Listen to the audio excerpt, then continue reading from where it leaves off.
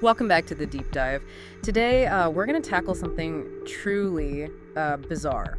It's called Havana Syndrome. You've probably heard about it, right? U.S. diplomats, mysterious illnesses, strange sounds, theories about everything from secret weapons to mass hysteria.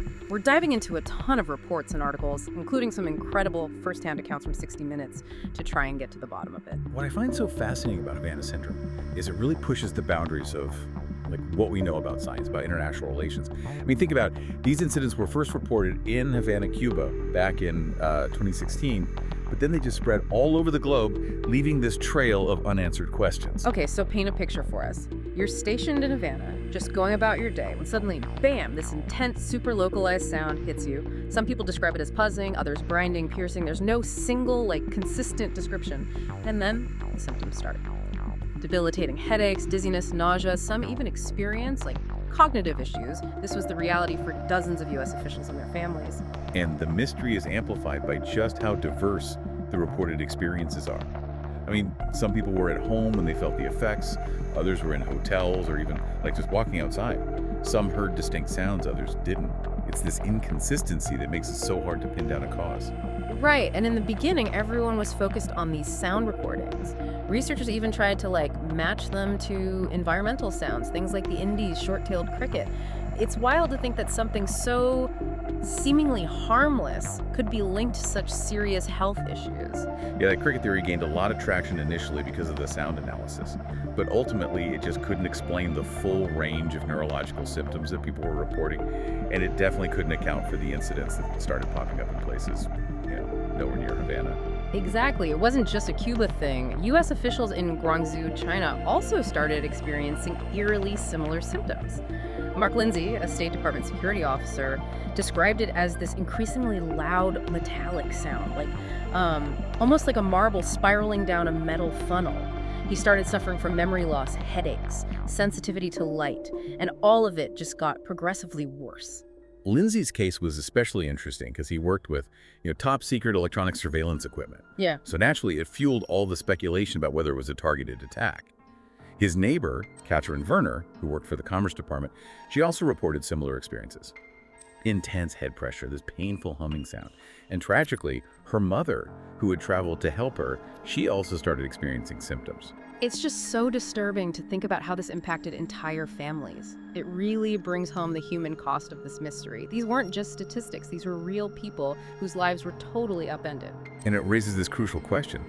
If it was a targeted attack, why were family members affected too? Was it collateral damage, or is there something else going on that we're not seeing? It just added this whole other layer of complexity to the investigation. It's easy to get caught up in the technical stuff, all the theories about sonic weapons and directed energy, but we can't lose sight of the profound impact this has had on people's lives. Absolutely. And, as these cases continued popping up in other parts of the world, from Canada and Poland to Australia and Taiwan, the mystery just kept deepening. The global scale of it all really started to challenge what we thought was possible. Right, and then it hit even closer to home. Reports started coming in from the Washington, D.C. area, some even near the White House. A White House official described this overwhelming feeling of panic and pressure in her head while walking near the West Wing. Former Homeland Security Chief of Staff Miles Taylor, he talked about being woken up by this weird chirping sound and seeing a white van speeding away from his home. It sounds like something out of a spy movie, but these are real stories, and they raise serious questions about national security. I mean, think about it. The idea that someone, or, something, could target individuals on U.S. soil, potentially even near the president, that was a huge turning point in how the public perceived Havana Syndrome. It shifted the focus from an isolated diplomatic issue to a potential national security threat. Yeah, it's almost like we're dealing with two separate mysteries. What actually caused these incidents, and why were they happening in the first place? One early explanation that gained traction was the idea of directed energy weapons, specifically sonic weapons. Now, the concept of sonic weapons, I know it might sound like something out of science fiction, but they do actually exist. They use these focused beams of electromagnetic energy, often microwaves, to mess with brain function, sometimes even cause physical harm. Dr. James Benford, who's an expert on microwave technology, he weighed in on this during a 60 Minutes report, And he confirmed the existence of these portable microwave transmitters that could actually cause brain damage. He even talked about their range, suggesting they could operate from a distance and penetrate materials. So it's not just theoretical, the technology is out there. In a 2020 report from the National Academies of Sciences, Engineering, and Medicine, they actually pointed to pulsed RF energy as the most plausible cause for at least some Havana Syndrome cases. But what exactly is pulsed RF energy? It sounds pretty intimidating. Well, in essence, it's a type of electromagnetic radiation that's emitted in these short, intense bursts, pulses. Think of it as like a super focused beam of energy that can target specific areas. And while RF energy is all around us in things like radio waves and Wi-Fi signals, these pulsed versions, they're way more concentrated and potentially could be harnessed for harmful purposes. Okay, so the technology exists and it could theoretically explain some of the symptoms. But if these were deliberate attacks, who was behind them? And maybe more importantly, why? That's where things get even more murky. Suspicion initially fell on, foreign adversaries, especially those with a history of tension with the U.S. Some reports even suggested the involvement of, sophisticated microwave weapons developed by Russia. Right, and former CIA officer Mike Beck, who claims he was targeted with a similar weapon back in 1996, he's been pretty vocal about this. He suggested new intelligence points to Russian involvement in at least some Havana Syndrome cases. His expertise and, his willingness to speak out, even though it's risky, it definitely added weight to the theory of a deliberate attack. But, and this is super important to remember, these are still just theories. There's no concrete evidence yet to definitively link any foreign power to these incidents. And amidst all this speculation about sonic weapons and international espionage, another theory emerged. This one focused on the psychological, not the physical. Yeah, the theory of mass psychogenic illness.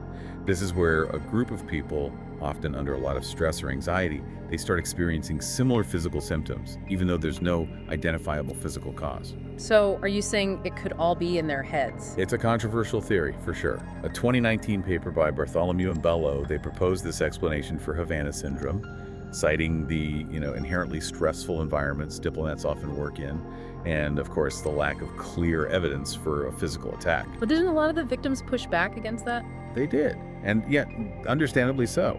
They argue their symptoms were just too specific, too debilitating to be purely psychological.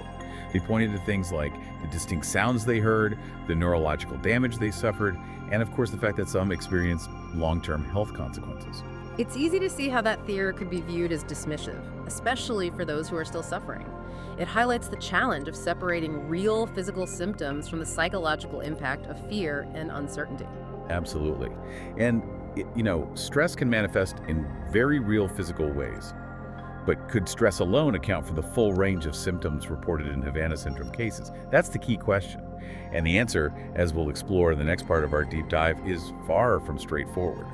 As we really get into this, it becomes pretty clear that Havana Syndrome isn't just about weird sounds and unexplained symptoms. It's about where science, politics, and the human experience of fear and uncertainty all collide. It's like the ultimate mystery cocktail. Bizarre incidents, a global scope, and a whole spectrum of theories. Some, obviously, more plausible than others. But if mass psychogenic illness isn't the answer, what else could be at play here? Well, remember how we talked about the range of symptoms and how some people heard sounds while others didn't? That's crucial.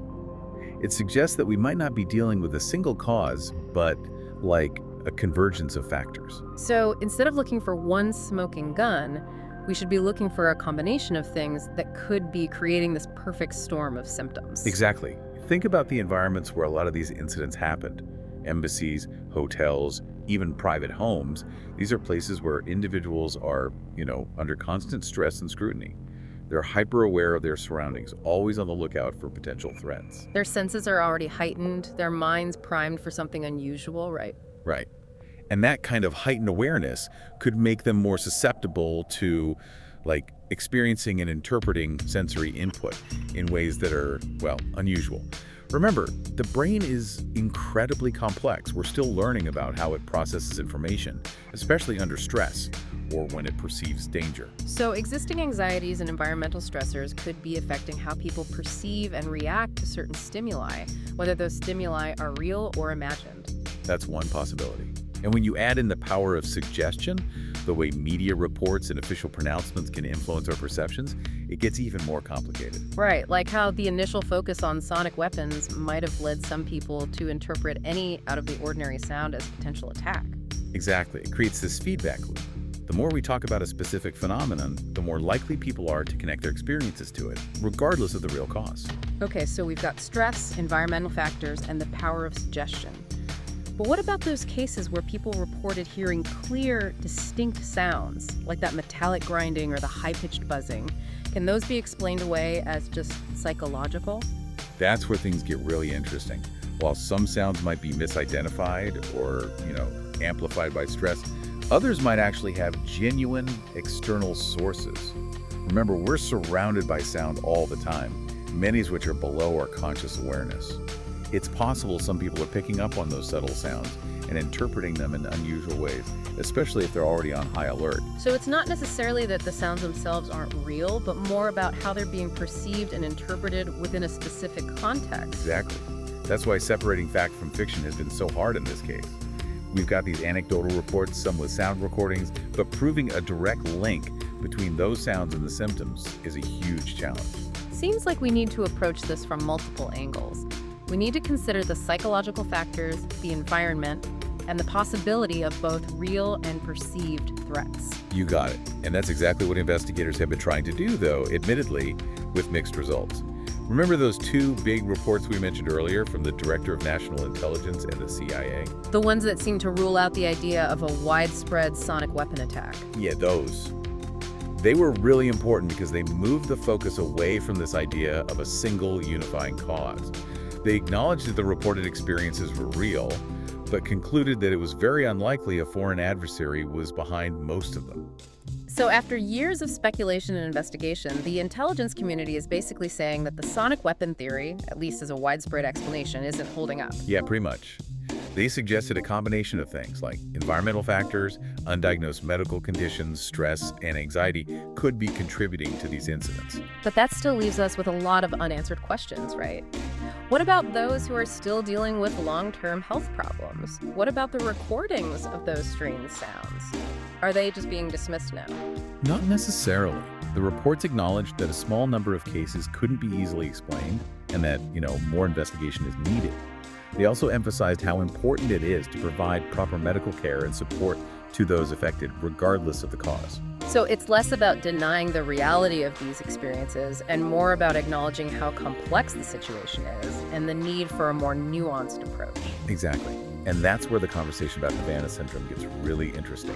Instead of just focusing on finding one external cause, we now have to consider how internal and external factors work together, the way our minds and bodies interact with our surroundings. It's almost like this mystery is forcing us to confront the limits of our understanding, not just of science and technology, but of ourselves too. That's a great way to put it. And that might be the most important takeaway from all of this. Havana Syndrome isn't just a story about some diplomats getting sick. It's a story about the nature of perception, the power of belief, and how tricky it can be to navigate a world where reality and imagination can blur together. It reminds us that even with all our advanced technology and scientific breakthroughs, there are still mysteries out there that just don't have simple explanations. And maybe those mysteries, the ones that make us question everything and explore the unknown, are the ones with the most valuable lessons. Okay, so we've looked at the theories, we've gone through the evidence, and we've really tried to wrap our heads around this phenomenon. But what does it all mean? What are the implications of Havana Syndrome for the future? That's what we're going to be getting into next. We spent a lot of time unpacking this incredibly complex issue, and now I'm really curious about the long-term implications of Havana Syndrome. What does it mean for, things like diplomacy, international relations, even scientific research? It's wild, right? Because even if most of these cases aren't from deliberate attacks, just the idea that this technology could exist has already had a huge impact. Imagine you're a diplomat stationed abroad. Every weird sound, every headache, you start to wonder if it's a threat. It'd be like living in a constant state of paranoia, wouldn't it? Never really feeling safe or secure. Exactly. And that kind of environment can totally destroy trust and make it almost impossible to have open communication. It could lead to all sorts of things: increased security, stricter travel restrictions, even a reluctance to take on diplomatic missions in the first place. So it's like this chilling effect on diplomacy, right? Instead of working together and building understanding, we're all retreating into our own corners, suspicious of everyone. That's a real concern. And it's something that policymakers and intelligence agencies are trying to figure out. Because even if we don't think there are widespread attacks happening, we can't ignore the possibility of this technology being misused by, rogue actors or smaller nations. So it's not just about what's happening right now, it's about what could happen in the future. If this technology gets into the wrong hands, it could destabilize whole regions. No question. Think about it. Yeah. A group with a specific agenda could use this technology to target individuals, cause chaos and disruption. It could completely derail political processes, international relations, even global security. It's a pretty scary thought, especially when you consider the ethical side of things. If we start using these kinds of weapons against each other, where does it end? It feels like we'd be opening a Pandora's box. Yeah, it's a slippery slope, for sure. And it raises some huge questions about the future of warfare. Are we heading towards a world where battles are fought silently, where the enemy is invisible, and the lines between war and peace become increasingly blurred? It sounds like something straight out of a sci-fi movie, but the stakes are incredibly high. And that's why it's so important to be talking about this. We need to have these conversations now, before this technology becomes even more advanced and widespread. We need to be thinking about the ethical implications, the consequences, and what safeguards we need to put in place. It feels like we're at a crossroads. We need to decide what kind of future we want. Exactly. And the decisions we make now are going to have a ripple effect for generations to come. Do we embrace these new technologies, knowing the risks? Or do we try to limit their development and use, even if it means slowing down scientific progress? It's a tough question. There's no easy answer. But it's a question we all need to be asking. Because this isn't just an issue for governments and intelligence agencies, it affects us all. That's so true. And that's why it's so critical to be informed, to understand the complexities of this issue, and to have open and honest discussions about the future we're building. So what can we do? What are the next steps to navigate this uncertainty? Well, first off, we need to prioritize research. We got to understand the science behind these technologies, how they could potentially cause harm, and what the long-term health effects might be. We also need to put resources into developing countermeasures and ways to protect ourselves. What about the international community? How can diplomacy help us address this? Diplomacy is absolutely essential. We need open communication between nations, sharing information and intelligence, and working together to establish some ground rules for developing and using these technologies. It sounds like we need a global effort, a collective commitment to making sure these technologies are used responsibly and ethically. Precisely. And that requires a real shift in our thinking. We need to recognize that our actions have consequences that go way beyond our own borders. We're all connected, and the choices we make today will determine the world we live in tomorrow. It's a good reminder that even when faced with uncertainty and mysteries that we don't fully understand, we still have the power to choose our own path. Yeah, and that's what makes us human, right? Our ability to adapt, to innovate, and to keep striving for a better future, even when things are uncertain. So as we wrap up our deep dive into Havana Syndrome, the mystery might remain, but so does our ability to learn, grow, and create a future where technology serves humanity, not the other way around. It's been a fascinating conversation. I hope everyone listening will continue to explore this topic, ask questions, and have meaningful conversations about the world we're creating. Thanks for joining us on The Deep Dive. We'll be back soon with another deep dive into a fascinating topic.